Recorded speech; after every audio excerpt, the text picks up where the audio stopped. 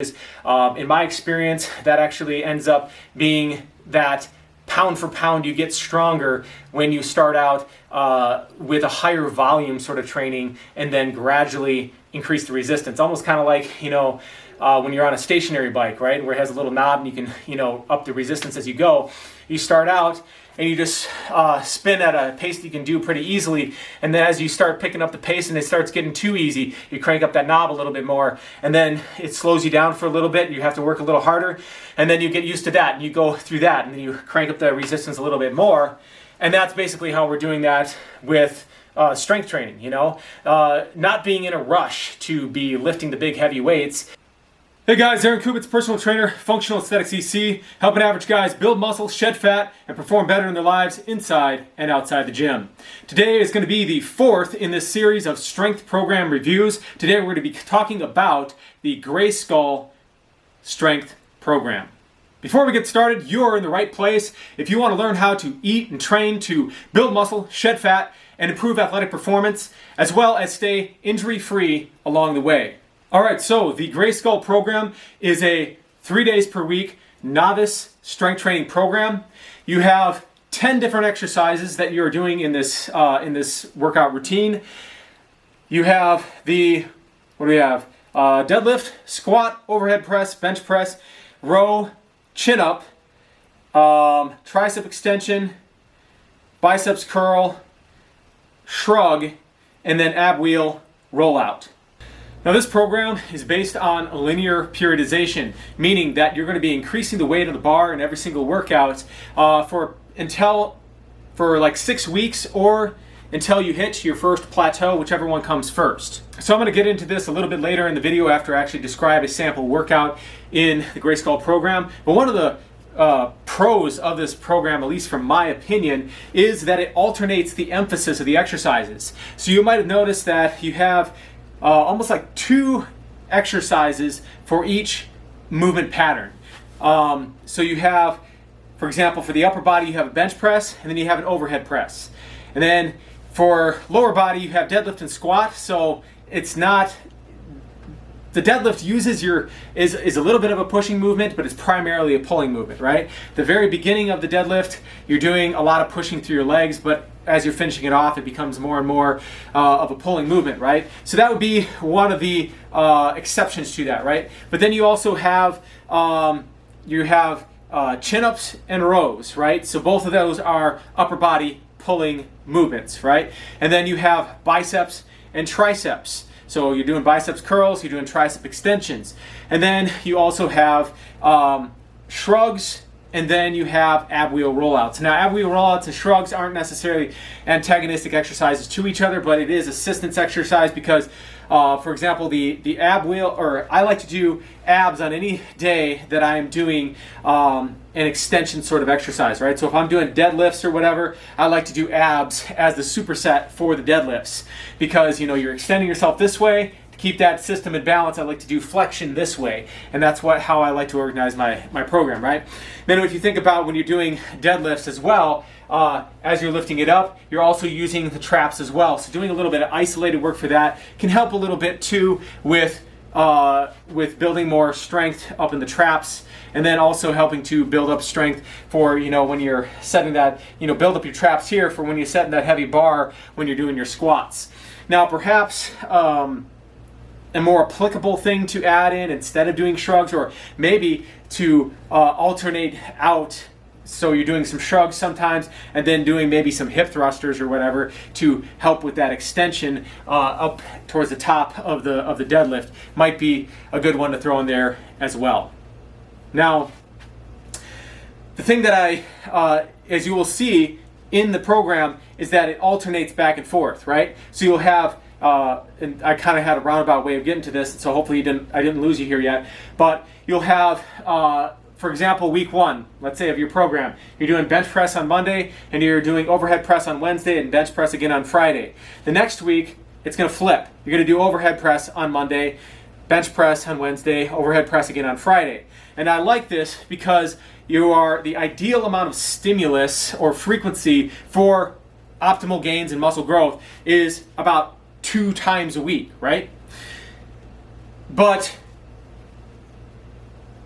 given that you're a beginner or whatever, maybe you don't want a super high amount of volume, and so you can maximize the progress in one exercise for 1 week, and then the next week you back off a little bit and you jump the other one forward. So while one's resting, the other one's getting exhausted or getting pushed harder. And that's the one thing that I like about it. What I don't like, and I've noticed this, and maybe I'll have to look into this a little bit more, but the one thing I don't like with most of these strength programs is that they're doing a lot of, squats relative to deadlifts. Now, the one reason I can see this being the case is because deadlifts do tend to be a little bit more taxing because they pretty much hit your entire body. As the squats, you're gonna have to brace your core and you have to use your upper back a little bit, but it's primarily a leg exercise when you're doing your squats, right? Whereas a deadlift, you're using your legs and then you're also using your whole upper body, you're using your biceps, everything, right? When you're doing the deadlift. So perhaps that's the reason for it. But what you'll typically see in the grayscale program is where you'll have like squat, deadlift, squat, and then again squat. So you're having 3 days of squatting for every 1 day of deadlifting. And I would rather see something that the same way that they do with the bench press, where you have bench press, overhead press, bench press, overhead press, bench press, overhead press. And so they do the same thing with your deadlift and your squat. And I think that would be a little bit more beneficial in terms of your progress. But then again, as you get to a little bit more advanced stage, and again, this is a beginner lifting program, perhaps your deadlifts would be too fatiguing and hitting them once a week would be sufficient because they would require a lot more time to recover just because of how much weight you're lifting when you're doing it. So I'll have to look into that a little bit more from a scientific perspective, but my initial thoughts on this are that, like, why don't we have an even split between deadlifting and squatting, and why do we have 3 days of squatting as opposed to just one? Okay, so a rundown of a sample workout. You can probably look this up online, but since you're here, I'm just going to give you a quick rundown of that. I got to print it out here because there's no way I'm going to keep all this organized in my head. But basically, for your first workout of the week in week number 1 would be bench press, row, squat, triceps, abs. Makes a lot of sense to me. You got that pushing and pulling action going there. You're doing the bench press, then you're hitting the backside, making sure you get that balance in between your pushing and your pulling muscles. And then you've hit all those compound movements for the upper body. Now let's go and do some lower body compound movements as well, and then we'll round it all off with a little bit of isolation work. So we're hitting those triceps because, again, we were hitting the triceps when we were doing the bench press. So let's do some tricep extensions, tricep press downs, something like that to really burn out those triceps and add a little bit more of a hypertrophy aspect to that. And then, of course, you're hitting the abs too. Maybe what I would do in here, maybe not doing the shrug because I guess the abs are there. I typically liked, as I said before, I like to put abs in with my extension exercises for back extension, right? When you're doing a deadlift or hyperextensions or whatever, kind of keep that balance in there. I guess as long as you get it in at some point of the week, it's still going to keep you in balance. But I just like that flow of, like, you do this, and then while this one is resting, you're doing the other exercise, and then you go back and forth between those, but not necessarily have to do that. So your next one on Wednesday, you'd be doing the overhead press. So if you go back to thinking about primal movement patterns, what do we have? We have squat, lunge, bend, which would be like kind of your deadlifting, right? And then we have vertical and horizontal pressing and pulling. So this would be your vertical press, bench press is the horizontal press. So we're covering all the bases there. Then you're going to throw in the chin-ups and then the deadlift. So while so perhaps how I would flip this around, instead of doing overhead press first, chin-ups, and then deadlift, maybe I'd do the deadlift first. And the reason being is that your biceps are going to get a little bit fatigued when you're doing the deadlift. Not very much, but a little bit, right? And then, so after you've done that, then you can do the overhead press, and then you can go and do the chin-ups, and so now your chin-ups won't be as fatigued. Now, perhaps the reason they put this way is because the deadlift is going to fatigue your back, your core, right? And when you do an overhead press, you're going to need your core to stabilize your spine. So maybe when you're pressing all that weight over your head, it would be better to have your core be fresh. And so I guess in hindsight, looking at this, maybe this is actually the best way to put it. Then you're going to do biceps curls and shrugs. So kind of similar how in the other one we were doing more burnout stuff for the triceps because it was involved in that. when you're doing a chin up, you're using some of your lats, but the primary thing that you're using is your forearms and your biceps when you're doing a chin up.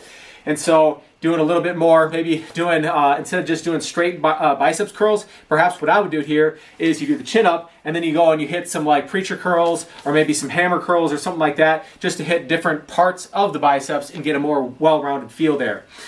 Then lastly, you're rounding it out with doing some shrugs. So you've got the shrug. Not much need to be said there.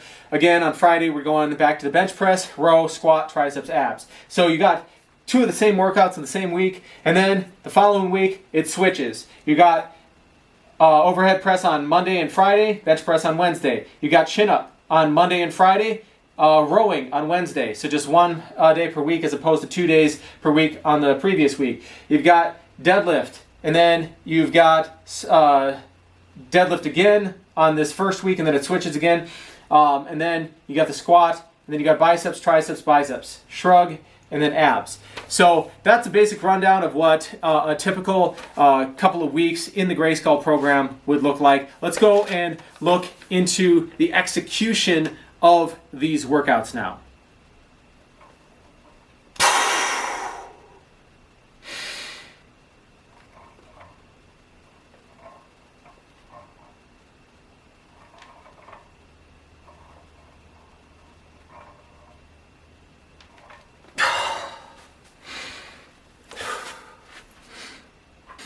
All right, so let's take another look at how this workout goes. So we've got linear periodization. So for all the exercises, with the exception of the ab wheel rollout, the shrug, and the deadlift, you're going to be increasing the weight by 2.5 pounds in every workout until you hit a plateau and you're not able to do that. And we're going to get into a little bit more of the nuance to that a little later on in the video. For the deadlift, you're going to be increasing 5 reps until you hit that plateau, right? And then you can back off and you can start doing smaller increments. But I mean, not 5 reps. We're increasing the weight by 5 pounds. For the shrug, it's going to be increase the weight by 10 pounds in every workout, okay?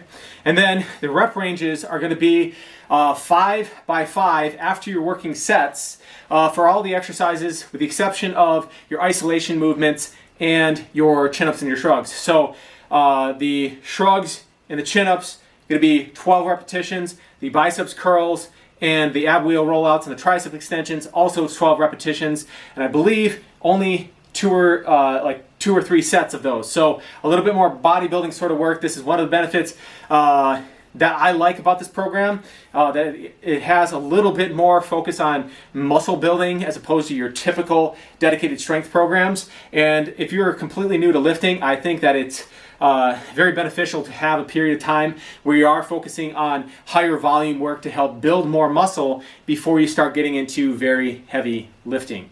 Okay, so a note for the chin-ups. If you can't do the prescribed number of repetitions for your chin-ups, then what you're going to do is do some negatives, okay? So do as many chin-ups as you can with full range of motion all the way up and all the way down. And then when you hit failure, if it's less than the number of repetitions that you're aiming for, then you're going to continue doing negatives until you hit that number of repetitions. Now, some people, maybe you can't even do one chin-up, right? Let alone multiple reps of chin-ups.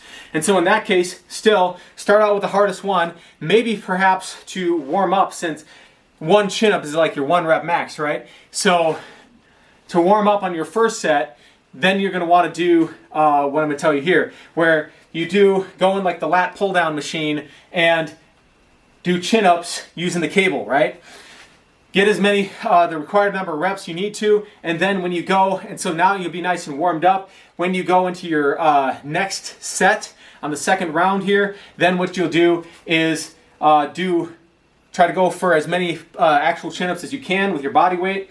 And then once you fatigue, then you start doing negatives. And if you are able to get the full number of repetitions with the combination of a full rep and negatives, then that can be good. That can be your set. But if you fail below the number of repetitions you're trying to go to, so you've done the full one, you've done the negatives, then what you can do is either doing concentric hangs, where you just hang at the top with your chin over the bar for, as long as you can, maybe, 10, 20 seconds or whatever before you have to come back down. But chances are, if you're so fatigued that you're not able to do the negatives, that might not be a good idea. Perhaps you'd want to flip those around. So you hit the negatives, you're not at the total number of reps you wanted to do. Now you go back to that cable machine, crank out a couple more to get the full number of reps. The exception to this would be is if calories and not fitness is the limiting factor. Oftentimes what I'll find for myself, since I would rather be able to stay lean, stay healthy, stay decently fit all the time, regardless of what life throws at me, rather than, setting massive, getting really strong or building a lot of muscle. Because when you've committed to, I want to get really strong or I want to build a lot of muscle, you also have to eat in accordance, have to eat a diet that's going to support that. And if you have, if your life is such that it's a little bit chaotic and you can't always get in there and do that workout, then you have all these calories that were meant to be used in that workout, and it's going to generate a surplus for you, and you might be gaining a bunch of weight that you don't want to gain and stuff. And so you want to make sure though that if you are failing, if, like, for example, you're not able to do all the chin-ups, you're not able to do all these reps, was it because you didn't have the fitness or the strength levels to do it? Or you didn't eat enough food to be able to do it? And so with time you can kind of determine, is it just like you're straining, you can't get it? Or is it just like, like kind of a car where the engine's sputtering and you just ran out of gas? And so if the engine is sputtering and ran out of gas, you need to bump up those calories. Make sure you're eating enough carbohydrates, maybe a little bit of fats too and stuff, but primarily carbohydrates for these kind of things, to actually complete the workouts and do all the stuff. Because it doesn't matter what workout program you have, if you don't eat enough food, you won't get bigger. Like a lot of times for me, I like to run and things like that. I like about the weight that I'm at right now. If I got a little bit bigger, maybe that'd be fine and stuff. But I like where I'm at. I like how I feel. And so I can lift heavy, right?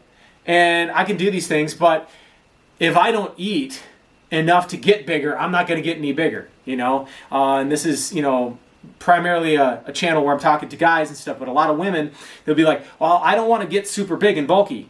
Well, go and lift the weights, do the bodybuilding workouts, do the heavy lifting, do all this kind of stuff, but then either use your diet or a combination of your diet and some cardio to ensure that there's not extra calories in the system so that your body can get bigger. Because what happens when you lift heavy weights, when you do bodybuilding workouts, powerlifting workouts and stuff, and you combine that with a little bit of running, and then you're also eating a high protein diet, you're at maintenance or slightly in a deficit, what's going to happen is you're not going to get big and bulky, you're just going to get very hard, dense muscles from doing that, as opposed to getting bigger and more massive. And the other thing is with women as well, although it does vary. There are some women that can get fairly big. It depends on, just like there are guys that can get pretty big too. You have like the Bruce Lee, and then you have Shaquille O'Neal, right? And so there is some variation in there. But if you feel like, well, I'm getting bigger than I want to get and stuff, then that's some things to keep in consideration as well.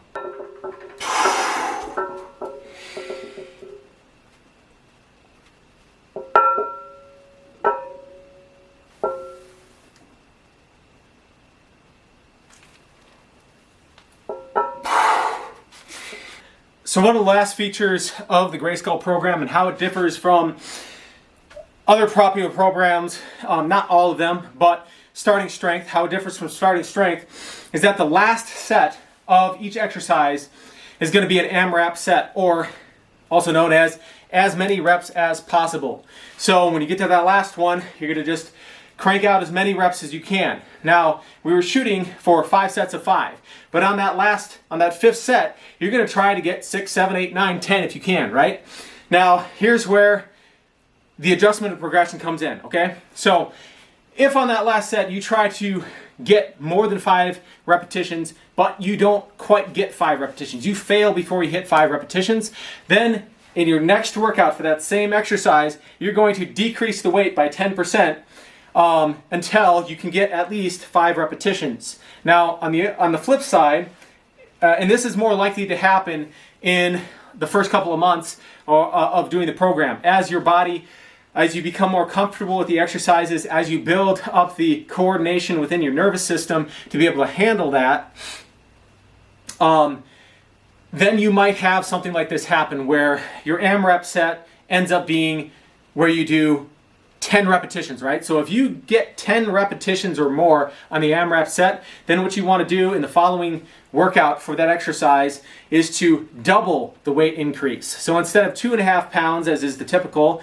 or 5 pounds for the deadlift or 10 pounds for the shrug, you would increase by 5, 10, or 20 pounds for those exercises if you got that amount. Because if you're doing double the amount of repetitions that you're shooting for, then you know that that weight is far too light for the goals of that program. I mean, there's a reason why we have certain sets and rep ranges that we're shooting for to achieve certain fitness outcomes. And you know, if you can way overshoot it or you're way below it, then you need to adjust the amount of weight you're using so that you fall within the rep range that the program is calling for.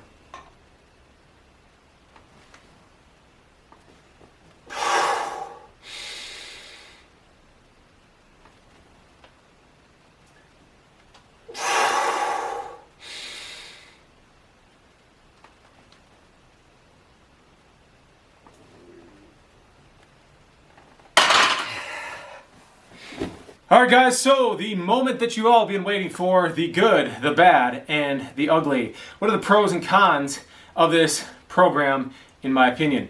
So, right off the bat, what I like about the program is that it is centered around the compound movements. Those are the ones that are going to give you the most bang for your buck. Doesn't matter if you're a beginner, more advanced, old, young, compound movements, those are going to be the best exercises for you, barring having an injury that precludes you from doing that.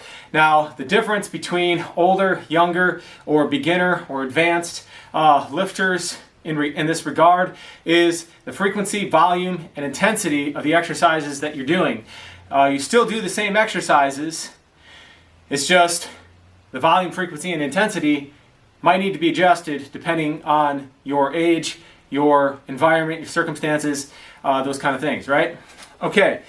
So, I like that. The other thing that I like about the program is that it has that switching back and forth between higher volume for one exercise at the expense of another exercise. So for example, you have 2 days of overhead pressing and then 1 day of bench pressing. The following week that flips, you have 2 days of bench pressing, 1 day of overhead pressing. I like that.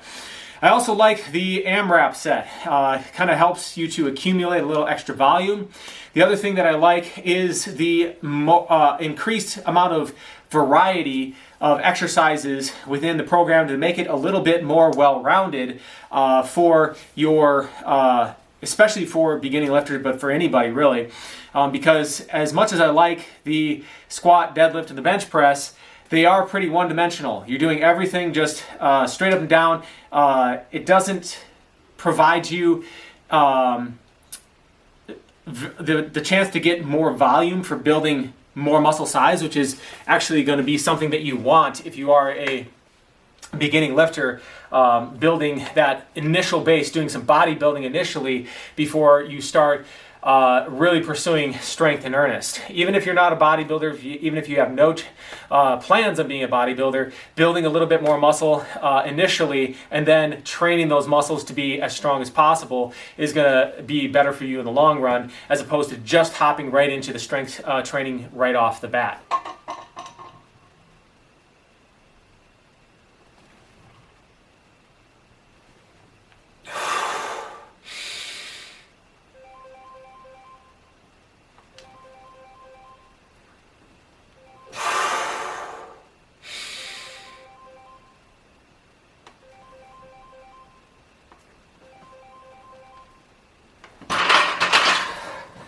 So lastly, as I've said in most of these strength program reviews, the downside of this program, especially for a beginner, especially for anybody who wants to not just build muscle and strength, but just be healthy overall, functional, and a better athlete, is that there's almost no rotational movement. Yeah, there's really no rotational movement in this exercise or in this program. Everything's done in that sagittal plane, front to back, flexion, extension, no rotational work. And there is no unilateral work either. So you're not doing lunges of any kind. You're also not doing any sort of unilateral work for the upper body either. And so for people who want to not just build muscles and have strength just for the sake of strength, and like their sport is strength, like powerlifting, right? Of just trying to see how much can I push off my chest, how much can I lift off the floor, and how much can I squat up and down. If you actually want to be a better athlete, then you're going to have to pay attention to multi-directional exercises as well. So those would really be the only two downsides of the program. Overall, I think it's really good. The progression that I believe everybody should go through is to become the best athlete you could become is to start out with muscular endurance, progress to basic bodybuilding, get into a little bit of powerlifting, and then from there start practicing speed, agility, power, those kind of things. Not everybody will need to or want to get into heavier lifting, powerlifting style lifting, or even speed and agility type training, right? But at least progressing from lighter weights, higher repetitions, and then gradually working yourself into the lower repetition ranges. In my experience, that actually ends up being that pound for pound you get stronger when you start out with a higher volume sort of training and then gradually increase the resistance. Almost kind of like, when you're on a stationary bike, right? Where it has a little knob and you can, up the resistance as you go. You start out and you just spin at a pace that you can do pretty easily, and then as you start picking up the pace and it starts getting too easy, you crank up that knob a little bit more, and then it slows you down for a little bit, you have to work a little harder, and then you get used to that, and you go through that, and then you crank up the resistance a little bit more, and that's basically how we're doing that with strength training, not being in a rush to be lifting the big heavy weights, but just focusing on being consistent, adding the weight as you're ready to do it, and that's a better way to do it. And that's for that reason why I am more of a fan of absolute beginners doing full body workout routines where you train the entire body in a single workout and do that maybe two times a week to start, maybe 3 times a week, but really training your entire body 2 times a week, doing a little bit of cardio, walking a few miles every day and doing that. That's going to be an excellent place for you to start. And then if you have the desire after that to get more serious about your strength training, then progressing into something like one of these dedicated strength programs where you're seriously pursuing strength gains.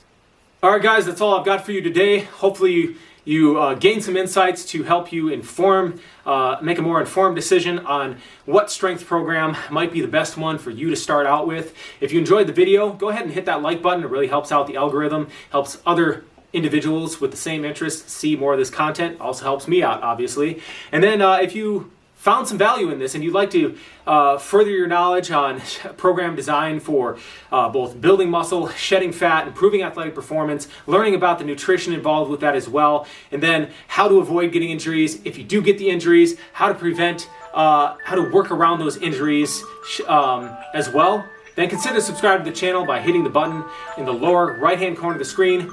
We'll see you all next time for more health and fitness information.